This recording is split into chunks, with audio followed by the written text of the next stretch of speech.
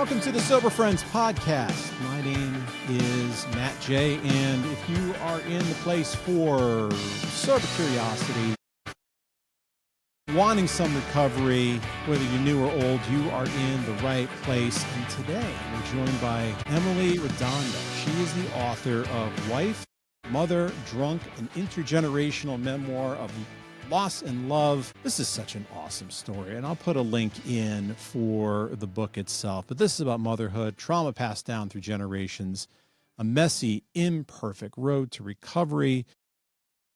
Emily, this was incredible, your story here, and I think our listeners are going to love this. Emily, welcome to the Sober Friends podcast. Well, thank you so much. I'm happy to be here. This will be great. Yeah, I'm happy to have you here too. So give us a high level. One of the things that I heard in your hook that I'm like, oh my freaking God, is you walking into rehab with a breast pump and like pumping and dumping milk out of your breast that has got booze in it. So that's a way to kick us off. Yeah, how about that? Well, my son was, he was basically a newborn when I went to rehab with the breast pump. But yeah, that's what I would kind of do. And as a matter of fact, he was my fourth. So it was like, instead of, hiding booze around the house, which of course I did that, but I was hiding formula because I always breastfed my kids. And now I knew, like, I can't breastfeed Spencer.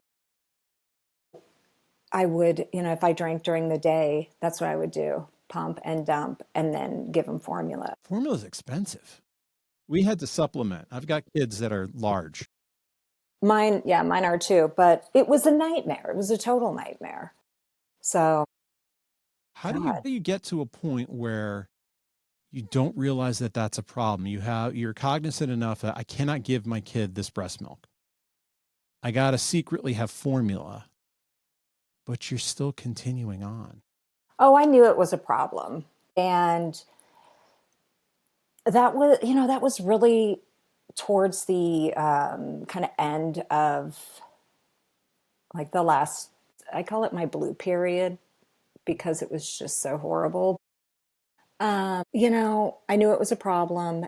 And I also was kind of so physically addicted to the alcohol that I couldn't not drink. And Spencer, when I had Spencer, I had 3 kids, 5 and under, and an elementary school, almost, middle school daughter, stay at home.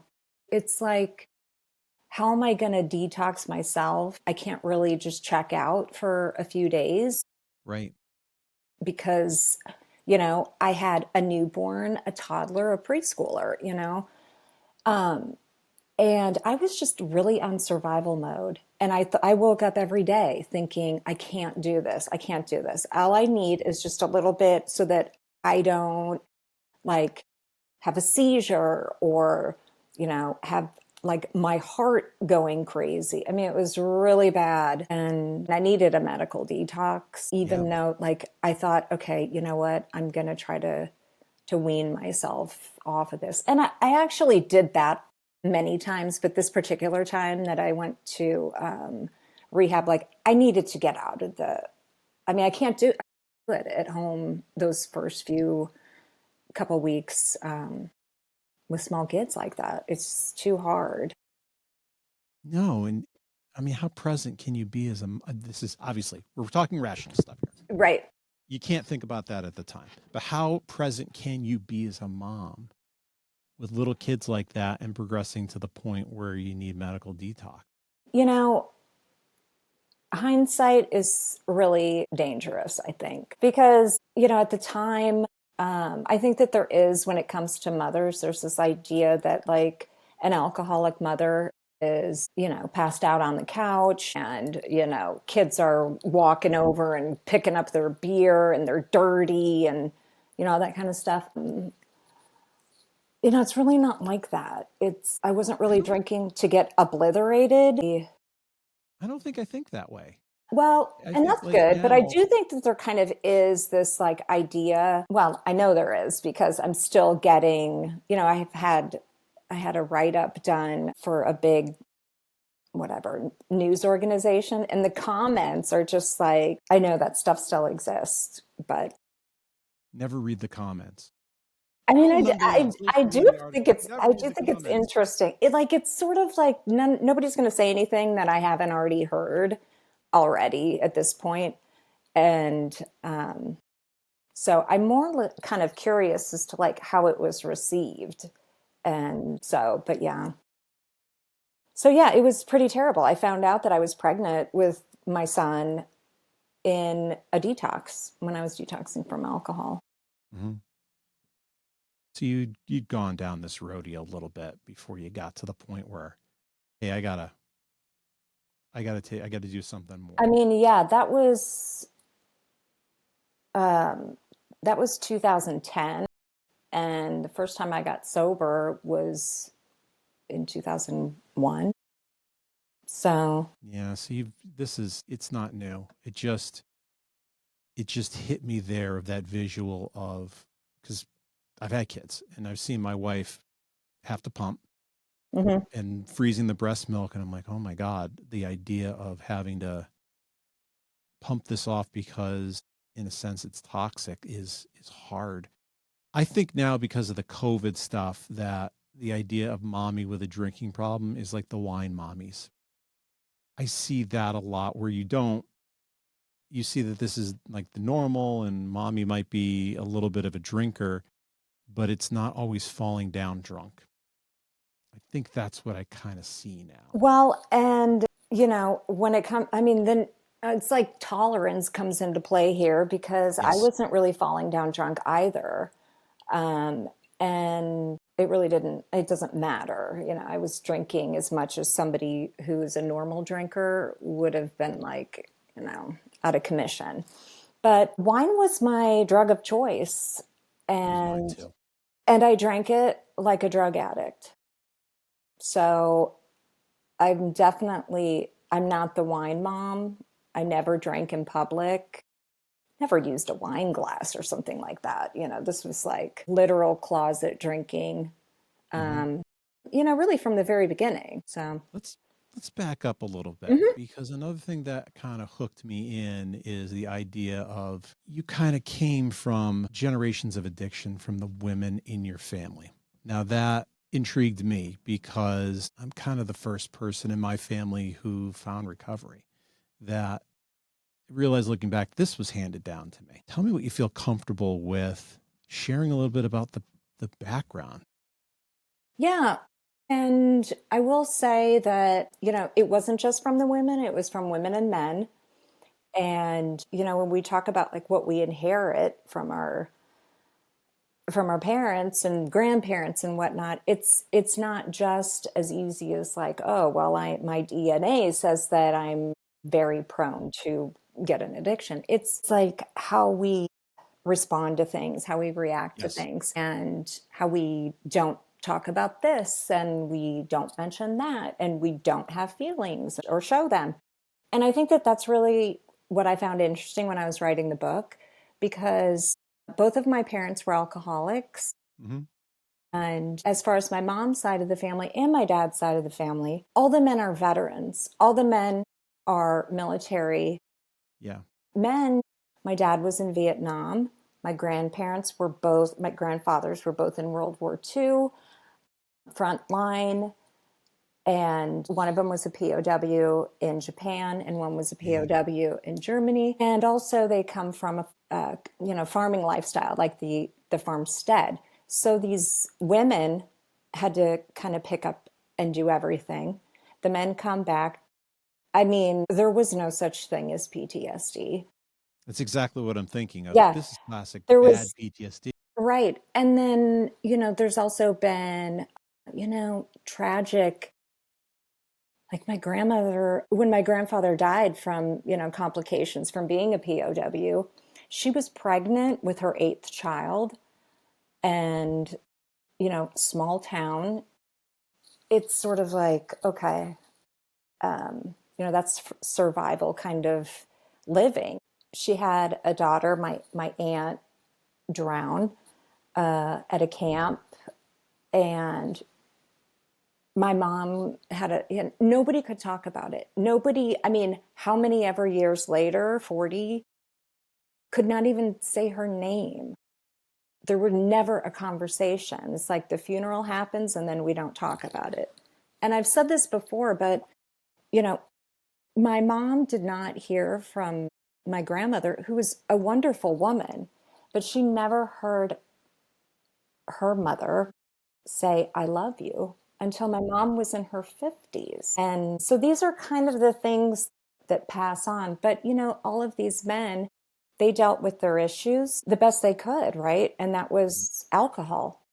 Nobody, I mean, it's not like they had, conversations where they were, talking about it. And then there's abuse and those kind of things, which is just all from living hard lives. It was hard. Yes. Hard living. I think a lot around, there are bad people. I think there's evil in the world, but a lot of the bad acts are the result of a sum of all the parts. That people do a lot of bad things because they had trauma, or they didn't have enough, or something else. There are those things that happen and they kind of lead you to being prone to addiction. And so I look at that in families as people can be abusive verbally, physically, but they also are in an environment where they're not encouraged to treat those things, or we don't talk about it, which is sort of like you press on a balloon and something's going to pop out on the other side. And don't be surprised when it does in an unexpected way. And it feels a lot like that with addiction with families. Yeah, I do. I agree. And I also think that, when you're talking about, trauma or abuse, a lot of times when you're in it, you're just, it's normalized. I mean, that's Yes. just, this is just how I grew up, with a raging father. And then, like, I didn't know what alcohol was, or that this was what was causing him to act that way. I was just scared. And then my mom was like more in tune with him than me and my brother. And so, we weren't really protected because she was busy protecting herself. And I say that without like meaning any blame or anything like that, but this was just the way our house worked. And it wasn't until I was much older that I was like, gosh, maybe this isn't normal. But, it's those kind of things. Like, I've had a lot of trauma. And at the time, if somebody had said, oh, you're having trauma, I'd be like, what? Get the heck out of here. No, I'm not. I'm fine. So, yeah. You only live in one household. It's not, unless you're going over a friend's house where it's quote unquote normal, you only know your own existence. Yeah. And I think even if you're having sleepovers with birthday parties and those kind of things, like, you don't know the dynamic of the family. I mean, or it's just like, oh, they're different. Okay, but this is how we are. Yes. Yeah, I can really relate to this. It was later on, especially being a parent and doing it different, that I realized, oh my God, I was subjected to things that I never should have been. Yeah, well, but even like we become, they call it an alcoholic family for a reason, because I knew, without anybody, coming straight out and teaching me this, that we don't talk about this stuff to anybody. Mm. My dad's behavior, we don't talk about it anywhere at all. And, I think that I was a freshman or maybe a sophomore in high school the first time that I said to an adult, hey, I think my dad might be an alcoholic. And we're so good at playing the part that her first response was, Emily. It was like, she kind of was like, she didn't believe me at first. And then she started asking these questions like, well, how much does he drink? I mean, I don't know how much he drinks, but I remember at that conversation that I was picturing our garbage can at night in the kitchen and like mentally adding up how many beer cans were in there. And, this was Texas, where like my dad would be drinking beer on the way home from work. And this was like in the, I don't know when, but there wasn't really a law at the time. But so I was kind of doing that. And I was like, I don't know, maybe 10. And I didn't know if I was getting in trouble saying that. Yeah. Yeah, it was weird. Yeah, I would say the whole drinking on the ride home, that's a ding, ding, ding for me at this, Yeah. well, Stopping now. at the bar or getting one of those tall boy beers and drinking on the way. If you remember that time, how hard was that to open your mouth in freshman year and say, I'm going to trust somebody and say, I think my dad has a problem?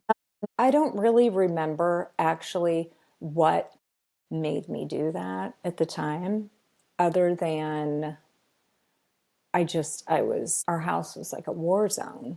Mm.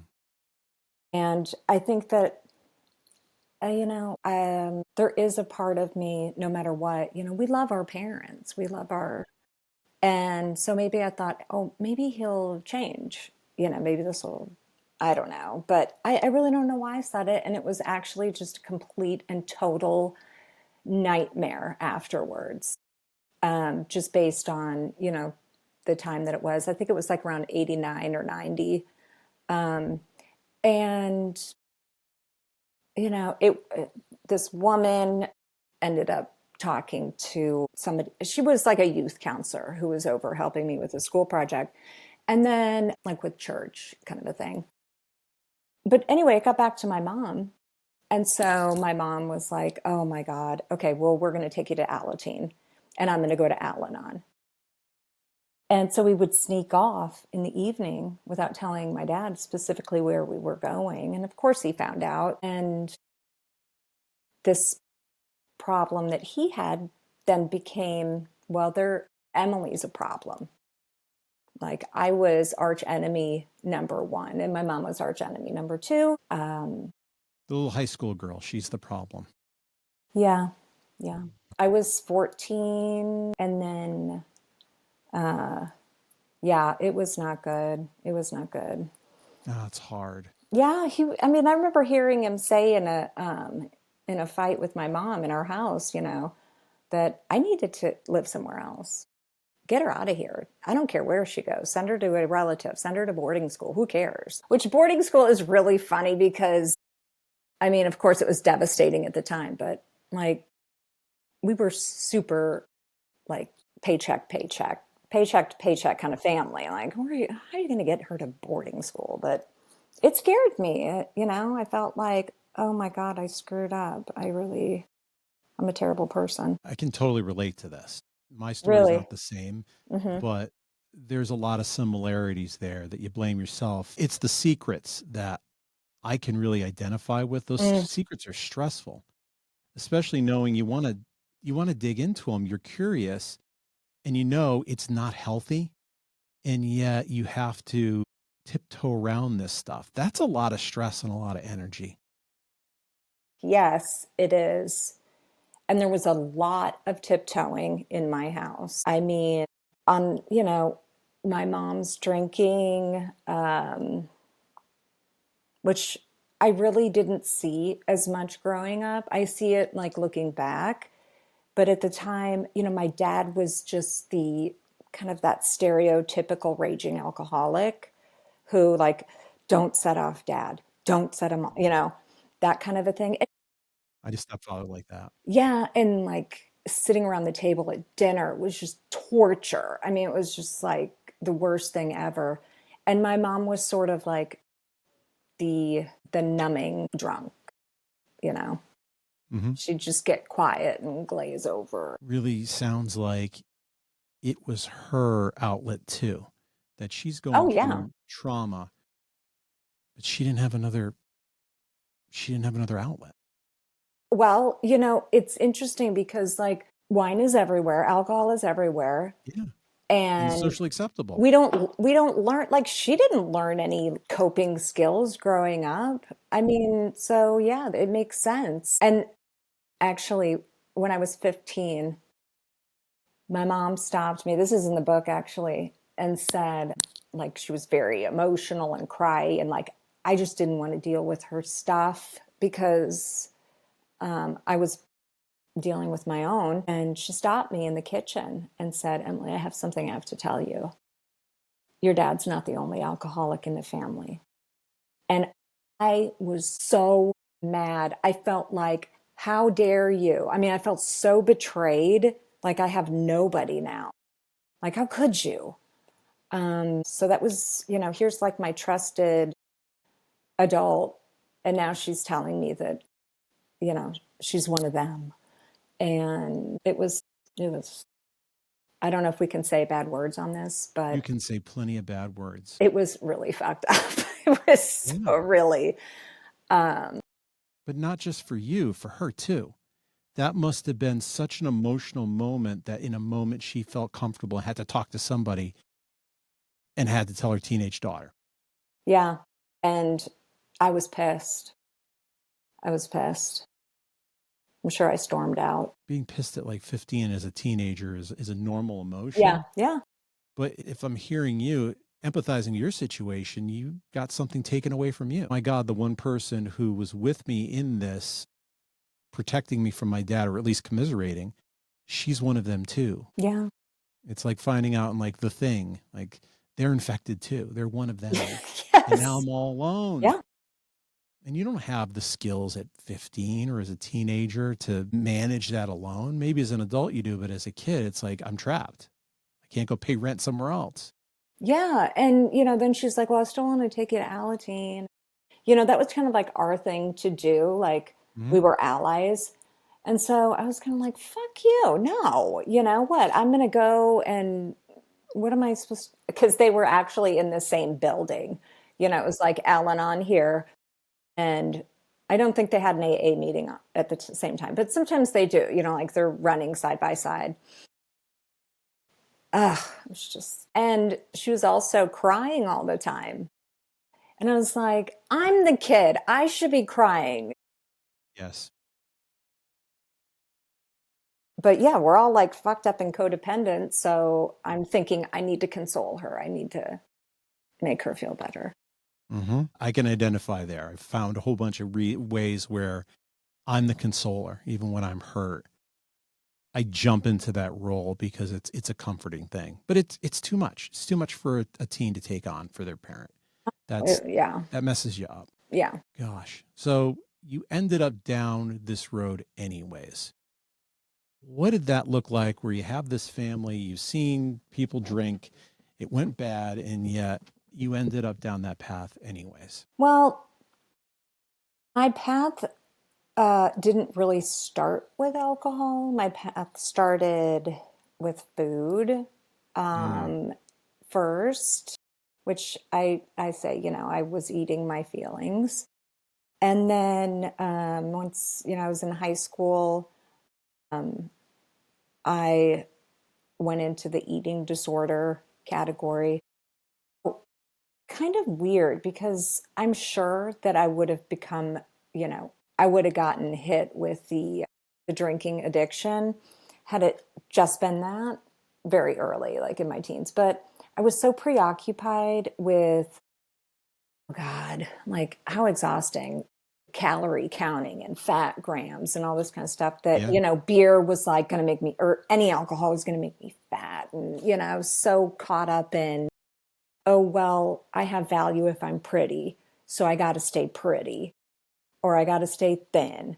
And so drinking wasn't my number one thing. Now, when I did go out, like in college, I mean, I'd get smashed. It wasn't like, let's go out and have one. Mm-hmm. What's the point of that anyway? But so I got married, got divorced, got married again, got divorced. And in between those two, when I was 23, I was not married and dating and ended up pregnant. So I have a daughter, Shelby, now in my story. And I was still trying to graduate college. And she was maybe 1 year old. And I remember coming home from the commute and thinking, it's Friday. People like me who've had a stressful week, and I was of legal age, like, I'm just gonna, why can't I drink? Like, I had this picture in my head of what it would be like. And I stopped at a gas station, got a 4-pack of wine, and I brought it home. But I was living with my mom at that time period, and I'm thinking in my head, I don't want to concern her. I don't want to drink in front of her. She's going to go like all like, "Oh, Emily," kind of thing. So I hid it in my bedroom, and I got a little 4-pack of these mini wines, and I drank them, or drank one, and then I'd go back out. And Shelby had been put to bed, and it was just me and my mom watching TV. And I ended up, I mean, in a heartbeat, back for another one. And I remember thinking then, that was like 1999. I was thinking, this isn't good, Emily. This is not good. This is really fucked up way to drink. And I still did it. And yeah. I'm a big believer that there's alcoholism and other behaviors. Once you started talking about, well, I ate the food, I eat alcoholically. I do everything alcoholically. And it's just like that addiction. It may focus on one item or another, but it's a whole thing going on in the brain. Mm-hmm. And that kind of tells me you had a problem you had a problem before, that if you're already in the That's what I'm mindset saying. of, Yeah. I'm going into a closet to drink, that immediately that's the thinking's there. I'm a big believer that there is a genetic component, but there's Mm-hmm. also a learned thing. I realized at Yeah, one that's what point I'm saying. Yeah, I was drinking definitely. like my parents. I was doing the exact, you learn, you see the behavior and you learn how to do it along with the predisposition. The predisposition, I think, is just that greases the slids. Yeah. And Greases the, yeah, slide, slides, I don't know. I would the say pan. I railings. would say pan, but Yeah. no, but and when I had that eating disorder, right then and there, that was, I mean, that's so sneaky, like, okay, I got to sneak off and make myself throw up and then act like nothing happened, so it was like, yeah, that was that. And then, I'm doing that kind of behavior, and then these major life traumas start popping up for me. And based on what I learned growing up, which was like no coping skills really, I don't talk about it. I don't want to deal with it. I just, um, yeah, I just kind of pretend and keep secrets and hide it and, you know, drink my feelings. What do you think about acting? Do you think you became a good actress? Absolutely. I think I learned that very young, very, very young. Yeah. It's funny that we learn to pretend. It Yeah. helps put barriers up. Well, and I think it also makes it even harder to, especially when we're younger, we're so good at it that number one, it makes us feel like we're the only ones, because I might be sitting across from somebody else who's pretending for the exact same reasons I am, and I can't see it. So there's that. And then there's also, if somebody is going to be maybe intervention, whatever the word is, but in my high school or, wherever, you can't see it. And we make it that way. It's very, yeah. So it sounds like in and out of detox and attempts for quite a long period of time. Yeah. What do you think? Well, so I got sober in 2002 after like a short failed stint. And I didn't drink again. I relapsed when I went to, our whole family moved to North Carolina from Texas. And I sort of lost everything that I knew. And my husband was working super long hours, like from before the kids were up until like, 12, 13 hours later. And I was home by myself with these kids. It's like, I don't know how to make this better. Yeah, you don't have the support anymore. I mean, I had nothing. And I also had this idea that, oh, you know what? Women do this all the time. Like, this is part of this is part of the deal. Like you get married. I mean, how many wives move somewhere because of their husband's job or, this or that. And what, so I need to be able to do this. I can't fail. This is so normal. And yeah, next thing I know, I'm drinking another one of those 4 packs in a Walmart parking lot, feeling like, thank God, as I did it. Thank God, because you got some relief. Yeah, this is, if you're listening and you're thinking maybe you have a problem, this is pretty normal thinking of I need a release. And then sometimes it's like I might think I'm doing the wrong thing, but at least I got something to put the pain away, or the secret, or the thinking in the head, that Yeah. mind, that the devil on your shoulder Well, and telling you I think lies. also that, because I grew up around AA. My mom, went to AA. And I mean, I would go to speaker meetings with her, we were doing the thing. It was very normal. Her whole friend circle, we'd have people, it was just kind of, I knew so much. In my head, when I had that relapse, I was thinking, okay, you know what? I'm going to call this a slip, and nobody really needs to know about it, but it's just gonna, and then tomorrow, like, it's done, it's over. I'm just doing a quote unquote slip. This is not a relapse. Man, yeah, we're liars and connivers, but we do it to ourselves Yes, too. that's where the most lies Major. happen. Yeah, because I thought, you know what, if I could just have a break and not feel so overwhelmed and like I'm dying. I mean, I was just in this horrible state. I just needed a break for a second, just give me this. And then tomorrow's going to be normal. I'm going to go back to normal. I'm not doing frontline leadership anymore in call centers, but I used to Mm-hmm. use a lot of recovery logic there, Mm. coaching people. And there was somebody who I found out was in recovery, and she would get on the thermometer, it would get into the red, and everything that I taught her would not happen properly on the phone. And we used to talk a lot about, I got to get you to the point where you never get into the yellow, because I can guide you through as long as you're in the green. But once you get into the red, all is lost, because now you're just going on brainstem. And I think that is sort of a common thing with us, that in recovery, you have to be sure to use those tools, never to get above a yellow, because once you get into the red, that's when the drink becomes attractive. And it's hard for me to say no, because now the pressure's built up too much. And I see that in you in that parking lot. They'll move, your husband's not there, I've Yeah. got the kids, I don't have the support system. And I had You're in the been, red now. yeah, and I had been to, like the nearby AA group. It was like really great setup. It was in the basement of a church, it had that musty smell. But even the change from one end of the country to a different part of the country, it was so different.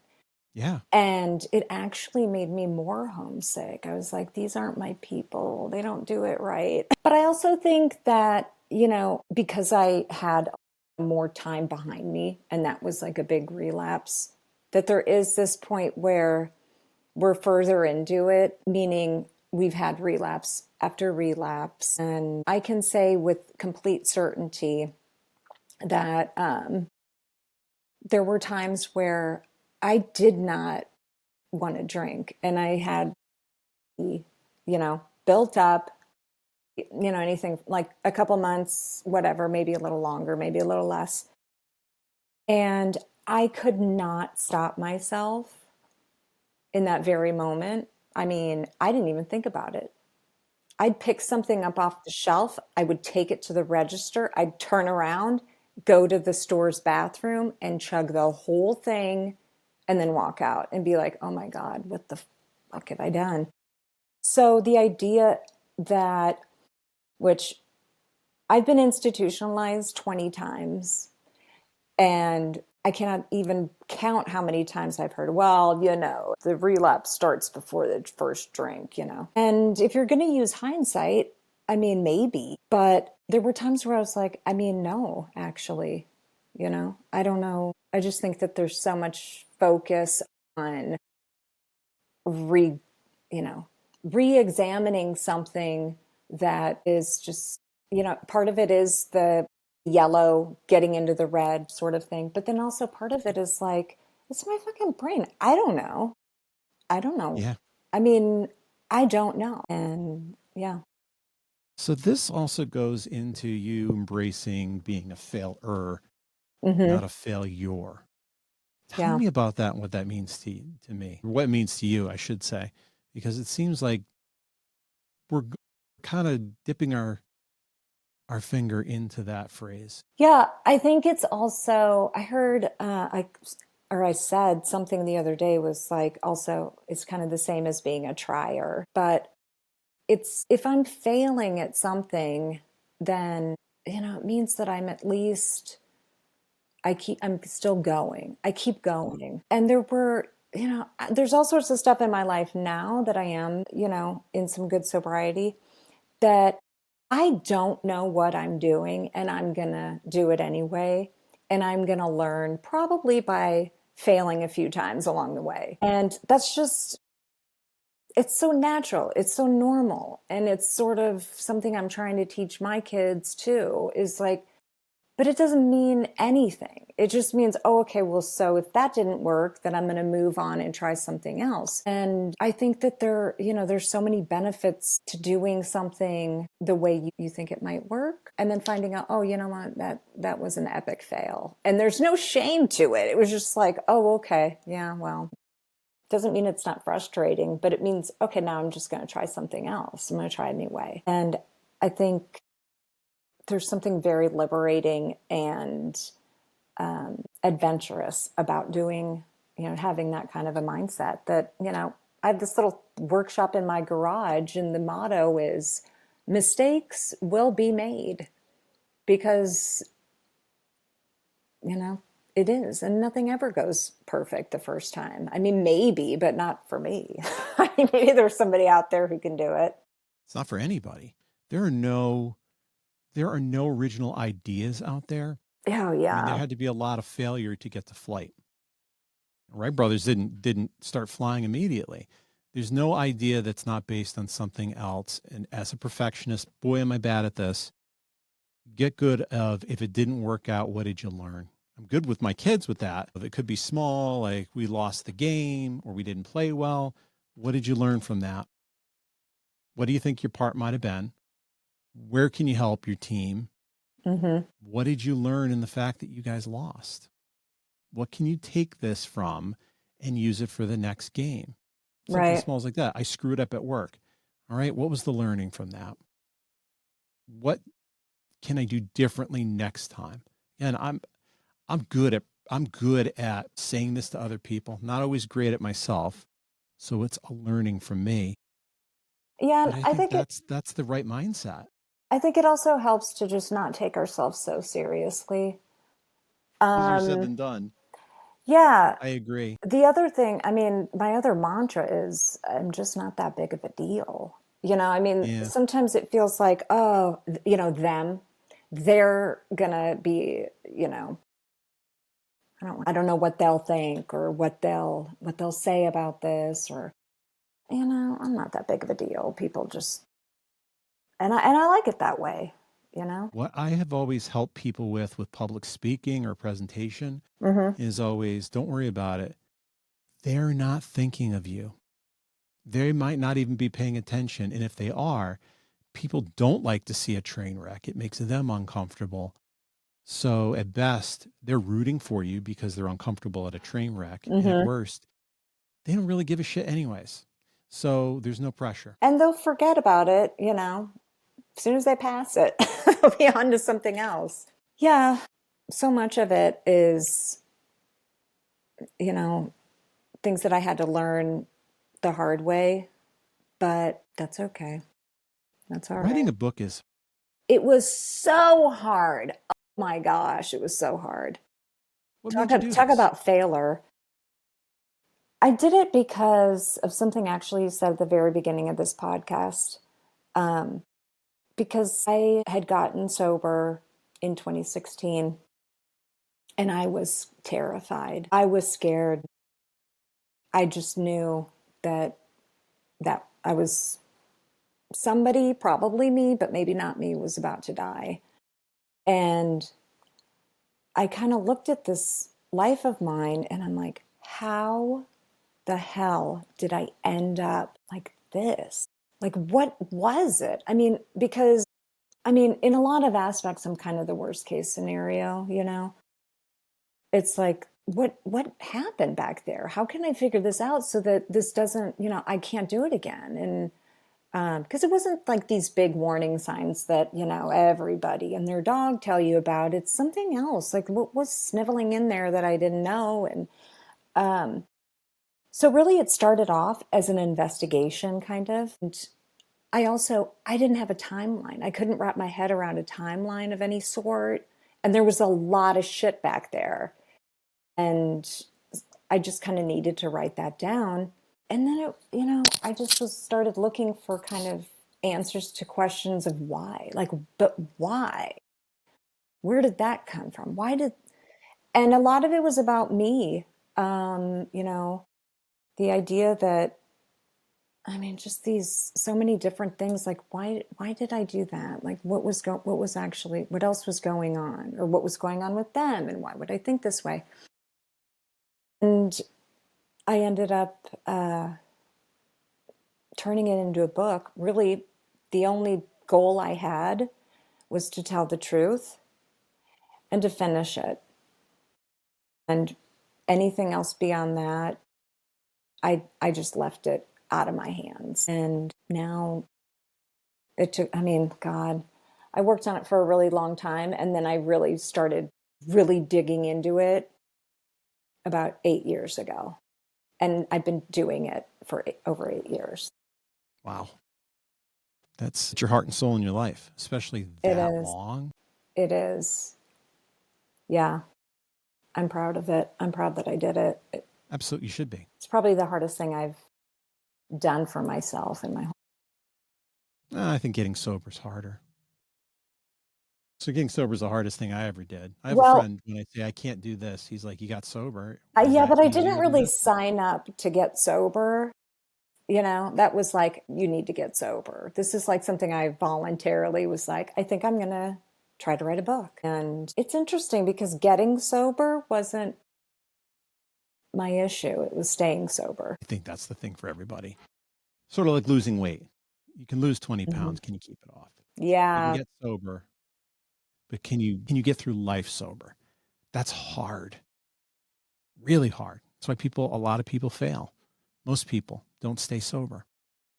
Yeah. There's a lot of other stuff going on uh, behind that drinking.